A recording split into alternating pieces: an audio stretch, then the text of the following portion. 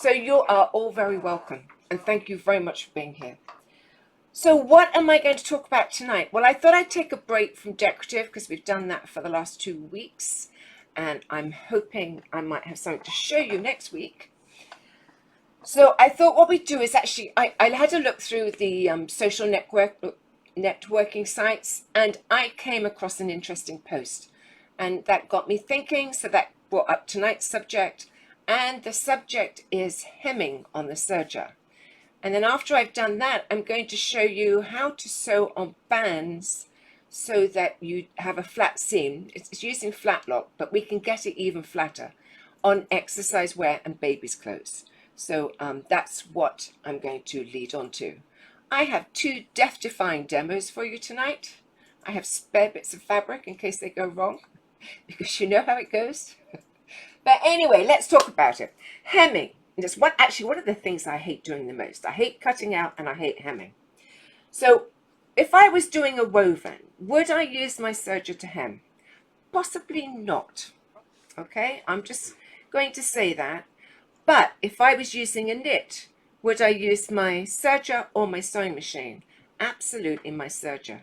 And the reason for that is it has differential feed. And although my sewing machine has great feed dogs, they're nothing compared to my serger feed dogs, which can really compensate for knit. So if I'm hemming knits, it's going to be on the serger. Now, it could be that you have cover stitch and chain, in which case that's a great way to go too, because you can use the differential feed using cover and chain. So great way of hemming, and a way a lot of us do our t-shirts and things like that. But you do have other options, and there are times when I actually wouldn't use cover and chain. And so examples of that are, I recently made a top. Actually, it was in my group just recently. It was white cream with a blue pattern on. I made it for my daughter-in-law, and it was a sweater knit, but it was quite a textured sweater knit. So I actually wouldn't or didn't use cover and chain stitch for that. I used flatlock stitch. So that's what I'm going to show you tonight. I'm going to show you, first of all, flatlock hemming. And let me just check. Oh, if I was doing a knit and I decided to stabilize the back of the hem, okay, I actually probably wouldn't need to use differential feed on my serger. So in that case, I may consider using the sewing machine. So I just wanted to float that out there. So once you've stabilized a knit, it's no longer stretchy, so you have more options of what you do with it. But as I said, a lot of people don't have cover and chain, and in any case, flatlock hemming is a good way to go. So I think that's what I want to cover here. Oh, other times I would use it, I said, didn't I, with a textured sweater knit, but also baby's clothes, because it gives you such a lovely flat seam that doesn't chafe skin. And also that moves us on to exercise wear, okay, and that's actually what got me started, but I'll reach that later. So the advantage of flatlock, it pulls flat, okay, it covers the edge and hems at the same time. The disadvantage, because there's always a disadvantage, it's difficult to make it entirely invisible. So matching your threads to your fabric is essential. So what I'm going to do is I'm going to turn you around and I'm going to show you some hemming I've done, and then I'm going to do some hemming demo. So are there any questions, Richard? I don't think there are yet, because they haven't really got anything to question me on. I'm going to turn you around. When I turn you around, I just thought I'd share with you some of my little Halloween pieces that I designed many years ago and manufactured. But there's a few of them here, and they are actually on my website if anybody's interested in them. But Richard set them up nicely, so I shall show them to you. So the biggest ones are the dragons, and they're about 3.75 inches. This little mouse here is about 2.5. And you can see the others range between 2 and 3. This is always one of my favorites. I called him Skellington. See, he's got a Skellington coat on. I always thought that was cute. Anyway, on to serging. Let me move them all over. So what I'm going to be stitching is a regular flatlock hem, but let me show you the samples so you know where we're going. Well, first of all, let me show you, let me move my machine back a bit so I've got a bit more room. This is a manufactured top, and you can see that they have used a flatlock hem. And flatlock hems are really quite popular in ready-made. I think people just don't notice they're there. But one of the advantages of this top is I can guarantee it was made in a cream or something, and then they dyed it afterwards, and that gives them a fabulous match for their thread. So it's really not very visible, is it? So as I said, the importance is matching your thread. So here are some samples I did earlier.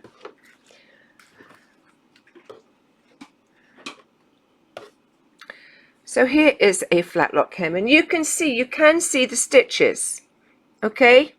And you kind of have to get over that, and you'll see why as we go. But listen, there are ways around things.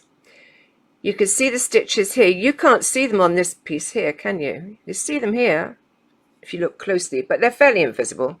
So what I do is, if I'm doing something like a stripe, don't forget, you can always take a Sharpie and colour in the threads to match your fabric, okay? So that's just a consideration, all right? Just want to float that out there.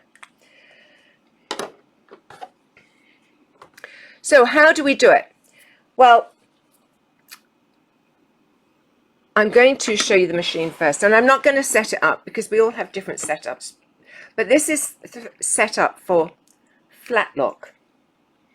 Flatlock narrow, that means I'm using the 02 needle. It has to be a narrow stitch, otherwise your stitch is just going to be more visible. So I have, and you have this in the file notes, and the file notes are in the Deb Canham Serger Sanity Projects group, and they're all written down for you. So I know you're not going to remember them as I speak them, and I don't remember them either. So I've got them written down, and I shared those notes with you. So I've got the 02 needle, here it is. I have the stitch length on about 3, so anywhere between 2 and 4. For the baby locks, well, I have my stitch width on 3.5.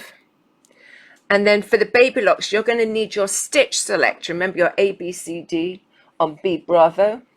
My knife is up and cutting.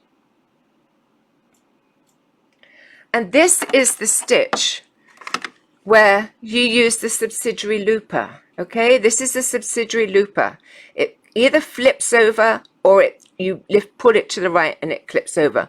But make sure the eye of that subsidiary looper is in the eye of the upper looper. And all it does is it fools the machine into thinking there's thread in there. Nothing more than that, but you won't get a stitch unless you do it. And don't forget, flatlock stitch is one of those stitches that I always check my guide on because I so often get it wrong. And it will be different for different people. Some people might not have a 2-thread flatlock, which is what I'm set up for. They may only have 3. The advantage of 2-thread is it flattens out a bit more, okay? So, I also have on my Blindhem foot. Everybody probably has a Blindhem foot for their machine. It's a great foot to have, okay? It has a guide on it. And I'm using ball points because I'm using knits, but you don't have to, but it's better with a knit. So that's my regular foot, and I'm using the Blindhem foot. So how you set it up, and I think this is the most confusing thing, but it's just the same as how you do it on the sewing machine, if you do it on a sewing machine. So I always have to think about it. Right, okay.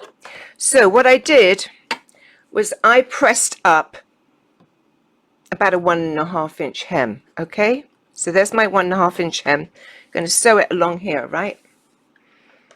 But then what I did was I folded back the body of the garment. Imagine this is the whole garment, and this is the hem edge. This is the edge I'm going to sew along, and it's going to cut it off.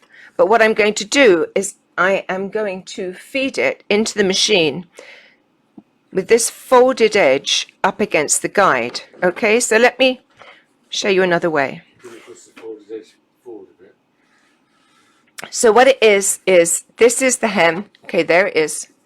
And then what I do is I pull back the body of the garment so that I can see that hem. That's where it's going to.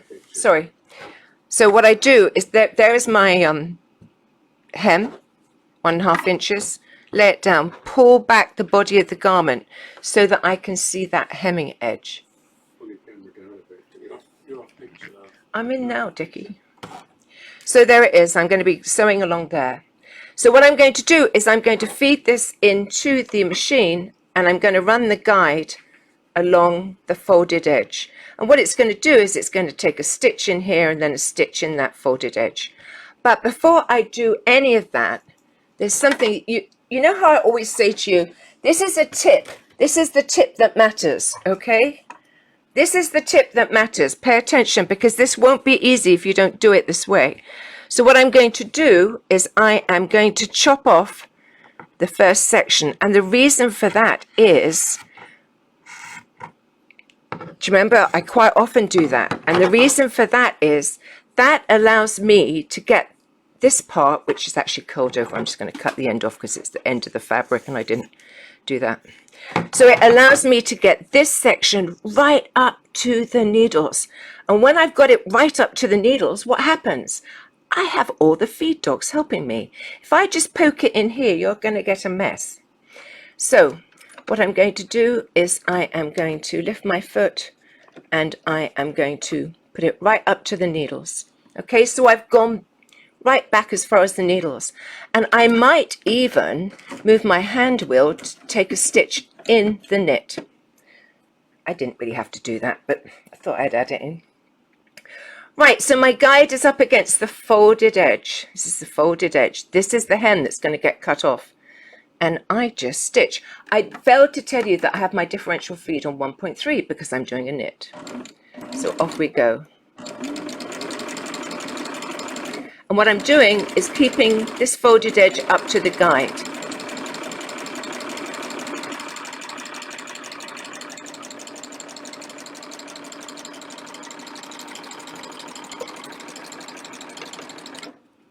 Now before I pull this back, I'm going to tell you something else. On some of these feet, you can move this guide slightly. And you can also make your stitch wider. If you make your stitch wider, it will bite more into the fabric. Okay, and many of you may think, oh, I'm going to make it narrower so you can barely see that stitch. Okay, let me find the striped one because it's more obvious. You could barely, I want to make that white stitch smaller, yeah? Don't get too heroic over it because you'll very easily miss the fold altogether. Okay, most important thing is to match your fabrics. And then you're going to pull on your hem. And honestly, if you match your threads, I think it's a nice finish. And you're going to do a practice piece first to make sure you've got it right. But do you see my hem there? And once it's pressed, that's going to press out the little line that's showing from where I folded it. And there you go. I think that's pretty neat.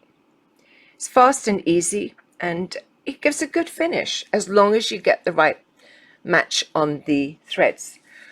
Right, any questions? I'm going to bring you back round to me. Yes. Do we complete the side hem after we hem? No, you can complete the whole lower edge of the garment and just sew all the way around. Somebody said, do you complete the sides? It doesn't have to be flat. You can do it in the round. Does that make sense? So yes. So you can completely finish your hem and then hem it. I just feel it's underused, and I think I'm guilty of under showing it too, because it's a hem. But you know, I think it's a great way of finishing your t-shirts and tops, and it's fast and easy, and why not? So any other questions? I don't think I'd use a Sharpie. You don't have to. Right, so do we complete the side hem? Yes, I answered that. Is there any trick when you're going over the side seams?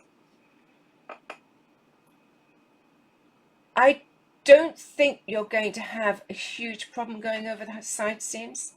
Let me think about that. You know, if you do, then fold the back of the hem and put it under the back of the foot. But make sure you don't make that so high that you dig the front of the foot down. I will say metal foot, okay? Metal foot, but the Blindhem doesn't come in a plastic one, so I didn't have to say that. So professional looking. Anybody remember hemming by hand? Oh yes, I remember hemming by hand. It haunts me to this day. Yes, I bet you do, Jan. I bet you order your t-shirt. So there, that's a great finish for you. And yes, of course you can use cover and chain, but there's always the time when this is a good choice. And this is a good choice for children's wear because you get a nice flat seam. So yeah. And this is a lot of the time what they use in the factories. It's just that people don't see it. Okay, so I think that's covered that. Now I want to go on to the next thing, which is, let me see, did I cover it all? Don't forget to cut the notch, otherwise you'll have problems. And don't try and be too brave. They're the two things I'd say on that one. The next technique is for babies or young children's clothing, but here's how I got to it. Somebody wrote up on one of the Facebook groups the other day that they were making some running shorts, and the bottom of the running shorts had a band around it, which was about mid-thigh, okay? And she said that her bands were very tight, mid-thigh. So I can understand why that would be. It's a double band of fabric. It's going to be tighter than a single band of fabric. And she found that her cover and chain stitch popped or made it too tight. And I get that too, because cover and chain stitch does have give in it. I always feel it's pushing it to say stretch. It might do in a very lightweight fabric, but it isn't a huge stretch. Think about it. It can only move as far as the threads on the back. So one of the ways of making cover and chain stitch stretchier is to make a smaller stitch length, because that will create more threads on the back for it to stretch a little. But there are other options, and I thought about it, and I suggested to her to use flatlock, but it was just a statement and I hadn't really thought it out too much. But then I got to thinking about it. And so what I've done is I have done this really cool, do you see this bottom of this band? So how did I do that? It is a band, okay? But let me show you the underside. The underside is completely flat. And you see the underside is the ladder part of flatlock stitch. And by putting the ladder part underneath, we're able to get a really soft join there, because her argument was if she used flatlock stitch, she'd end up with a seam and it would chafe her legs as she ran. Well, that's not actually a problem I have, because I don't think I run fast enough for it to be, but clearly it was a problem for her. She was young and fit, and I'm not. So let me see how we're going to do that. So what I'm going to do is I'm going to show you how I did that. And first of all, I've got to change my machine to flatlock wide. So I've got to make sure I do it right. It's very easy to miss it. So all I'm going to do is I am going to move my needle, providing I can find my needle mover. Oops.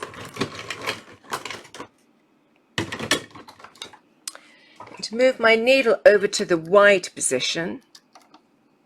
It's always a good idea to move your needles when they're still threaded, because that way if you drop them, you can still get hold of them. Let me lift my foot up so I'm not fighting the tension.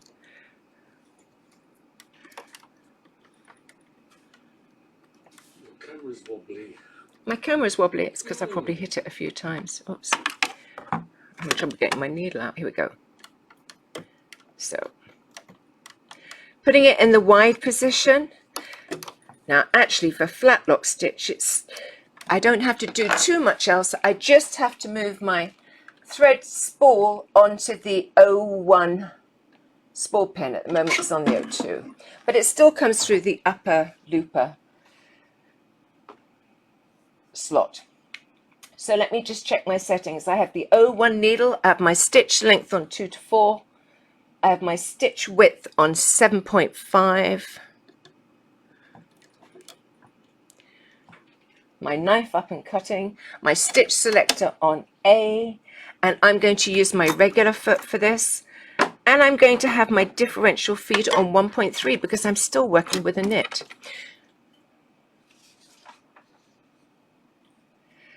Now, one thing, when I did my sample piece, I actually put a 8-weight polyester thread in there. And this thread, this orange thread, it's going to confuse everybody, but actually goes in the lower looper, okay? The needle thread is that ladder stitch, okay? So I'm not doing that in this sample, but I just want you to know that. I saw Linda asked, is there an invisible thread for the serger? I'm sure there is. Do I have any questions before I actually leap into my death-defying demo? Yeah, the invisible thread, we've never seen it. Richard says the invisible thread, we've never seen it. That was a joke.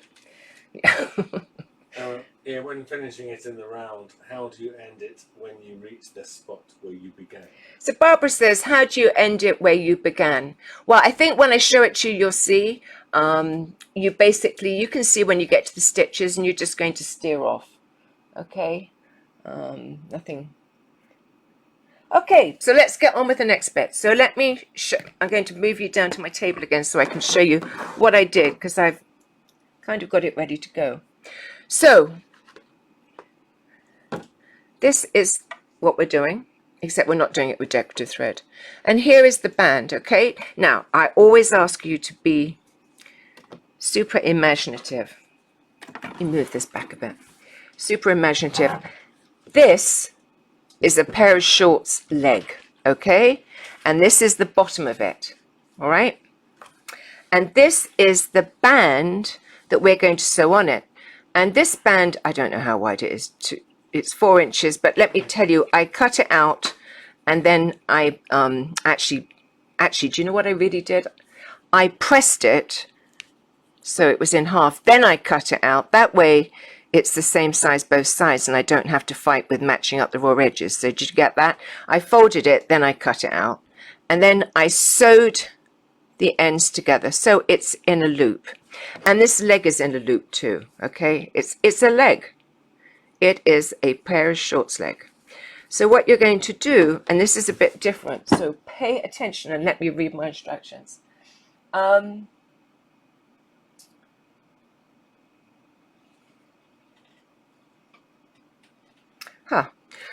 Well, what you're going to do is you are going to turn this wrong side out, and you are going to match. No, I got that wrong. I couldn't find it in the instructions. You're going to match the wrong side of the pant leg to the wrong side of the binding. Well, quite clearly there isn't a wrong side of the binding, but you're going to put it inside the pant leg, which is different to how you normally do things, isn't it? Normally we'd have the right sides together, but this time we've got the wrong sides together. And I'm going to try and offset that bump there because, yes, it might give me trouble. And what I'm going to do is I'm going to pin all the way around, matching it up, okay? But understand the binding, not the binding, the band is inside the wrong side of the pant leg. Okay, there it is. And what I'm going to do is I am going to sew it with the pant leg against the feed dogs. Now, why would I do that? Well, because the most likely fabric to stretch will be the pant leg, because it's a single piece of fabric. The band itself is double. Okay, so what that makes this fabric, the pant leg, vulnerable. That's how I always describe it. It's vulnerable. It's the most vulnerable of the two layers. So by having it against the feed dogs, I'm looking after it. Okay, so of course I pinned one earlier because you didn't want to sit and watch me pin for ages. Now listen, when you're working with this stretchy stuff, steam it. Steam it, and let it dry on the ironing board so that the edges don't curl. And then what you're going to do is you are just going to run it round.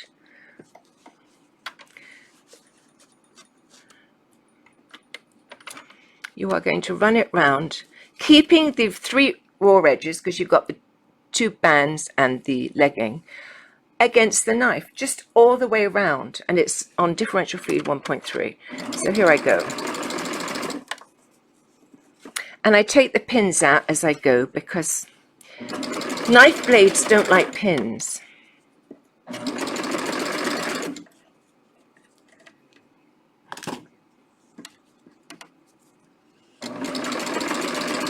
and I'm using a wide flatlock stitch.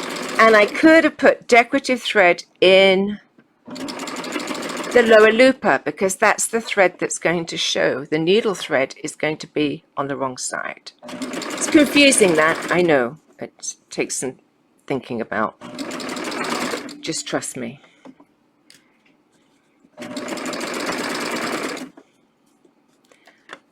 Okay, I'm coming up to my initial starting point. And actually, I didn't have any problem with the thickness, okay? So I've matched up my threads. I'm going to lift my foot and just steer off. And obviously, I'm going to have to thread that into the seam. So what I'm going to do is pull on it, and do you see what it does? It puts the seam on the outside of the pant leg. So you can clearly see the stitching, but you know, it's ever so popular these days to have stitching on the outside of exercise wear and leggings. So do you see it? Do you see the stitching?